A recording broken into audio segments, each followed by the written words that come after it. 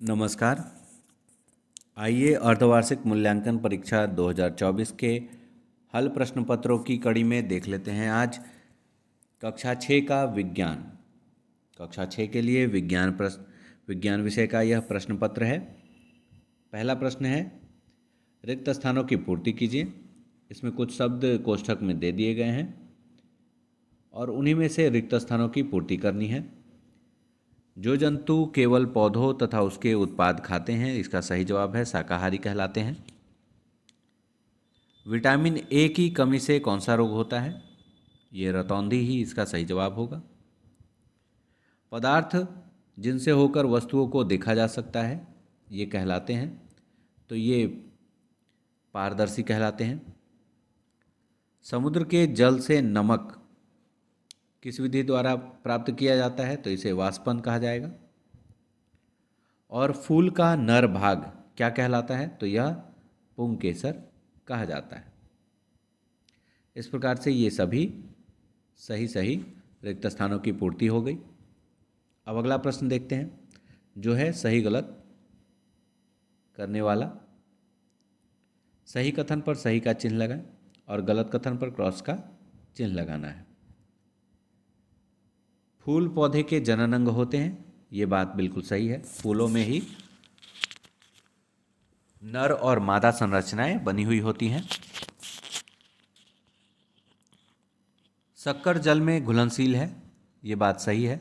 चीनी को हम लोग जल में घुलाकर ही शरबत के रूप में पीते हैं। नायलॉन एक प्राकृतिक तंतु है, ऐसा नहीं है। नायलॉन एक संश्लिष्ट रेशा है।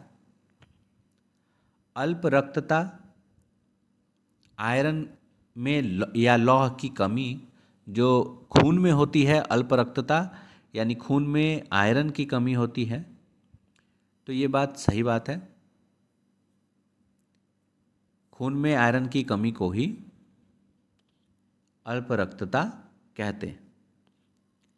बाघ शाकाहारी होता है क्योंकि वह केवल मांस खाता है, ये बात पूर्णतया गलत है। बाघ मांसाहारी होता है, मांस खाता है। शाकाहारी उसे हम लोग नहीं कहते हैं। स्तंभ अ को स्तंभ ब से मिलाना है, ये तीसरा प्रश्न जो है मिलान कीजिए। स्तंभ अ में दिया गया है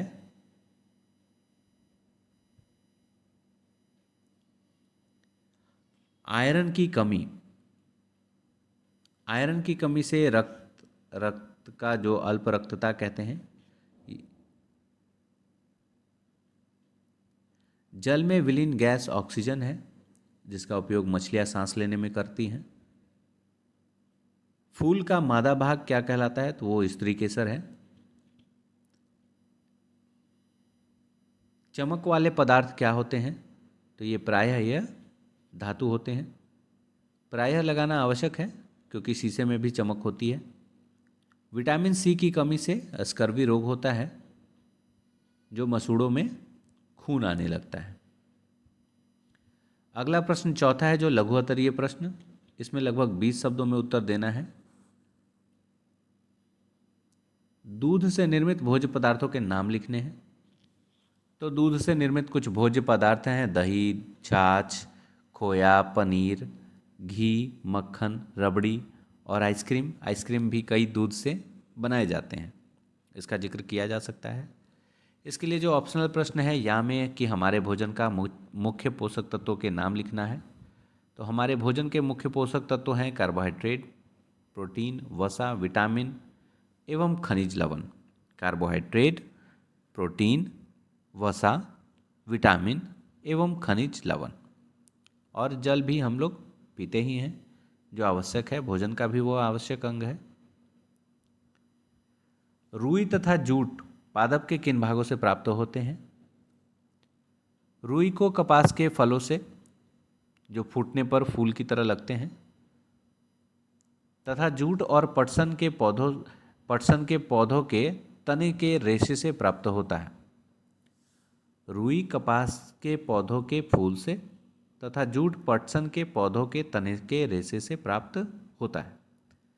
इसमें अथवा में जो प्रश्न है वो है, पौधों में जड़ों के मुख्यतः 3 कार्य हैं: जल और खनिजों को अवशोषित करना, पौधे को सहारा देना तथा भोजन का भंडारण करना। ये 3 प्रमुख कार्य हैं जो जड़ करते हैं। इसमें अगला प्रश्न है 5वां, दीर्घोत्तरीय। बालू और चीनी के मिश्रण को कैसे अलग किया जा सकता है? बालू और चीनी का मिश्रण पानी में घोलकर अलग किया जा सकता है। कैसे करेंगे इसमें?